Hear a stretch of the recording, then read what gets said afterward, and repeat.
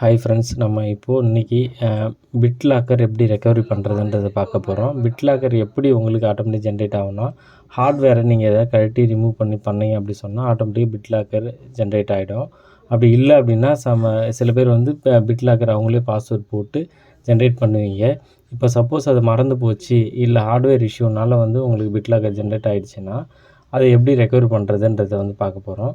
உங்களுக்கு காமிக்கிறேன் பாருங்கள். மைக்ரோசாஃப்ட் அக்கௌண்ட் லாகின் பண்ணியிருந்தேன்னா இந்த யூஆர்எல்லை நீ வேறு சிஸ்டமில் டைப் பண்ணிங்க அப்படின்னா உங்களுக்கு அந்த கோடு வந்துடும். அது மூலிமா பண்ணால் இன்னொரு ஆப்ஷன் பார்த்தீங்கன்னா எஸ்கேப் ப்ரெஸ் பண்ணிங்கன்னா ட்ரிபிள் ஷூட் வந்துடும்.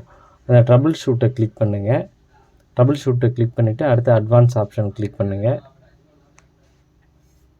அடுத்து பார்த்தீங்கன்னா UEFI ஃபர்ம்வேர் செட்டிங்ஸை கிளிக் பண்ணுங்கள். இப்போ இங்கே ரீஸ்டார்ட் பட்டனை கிளிக் பண்ணுங்கள். சிஸ்டம் ரீஸ்டார்ட் ஆகும். ரீஸ்டார்ட் ஆகும்போது பார்த்தீங்க அப்படின்னு சொன்னால் நம்ம வந்து செக்யூர் பூட்டுக்குள்ளே போகணும். அதனால் நீங்கள் என்ன பண்ணுறீங்கன்னா லோகோ ஸ்க்ரீன் வந்த உடனே பயோ ஸ்க்ரீனை கிளிக் பண்ணிவிட்டு செக்யூர் பூட்டுக்குள்ளே போகிறீங்க.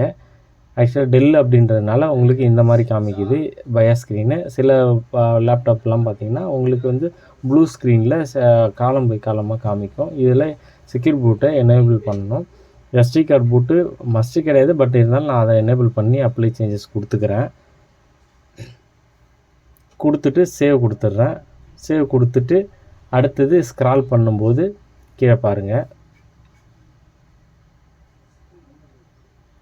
ஸ்க்ரால் பண்ணுறேன். கீழே எனேபிள் செக்யூர் பூட் ஆன் இருக்குது இல்லைங்களா, அது ஆஃபில் இருக்கும். அதை நீங்கள் ஆன் பண்ணிக்கங்க. கர்சர் வச்சு காமிக்கிறேன் பாருங்கள். ஆன் பண்ணிவிட்டு அப்ளை சேஞ்சஸ் கொடுத்துருங்க.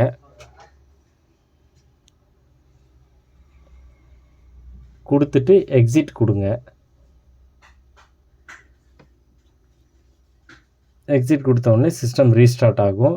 ரீஸ்டார்ட் ஆன உடனே உங்களுக்கு டேரெக்டாகவே பார்த்தீங்கன்னா கஸ்டமர் வந்து யூசர் அக்கௌண்ட் லாகின் பேஜுக்கு போயிடும். லாகின் பேஜில் கஸ்டமர் வந்து அவங்களுடைய லாகின் பாஸ்வேர்டு போட்டாங்க அப்படி சொன்னால் உள்ளே போயிடும்.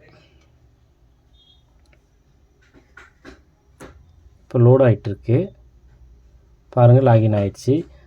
12:28 டைம் காமிக்குது. Thank you friends.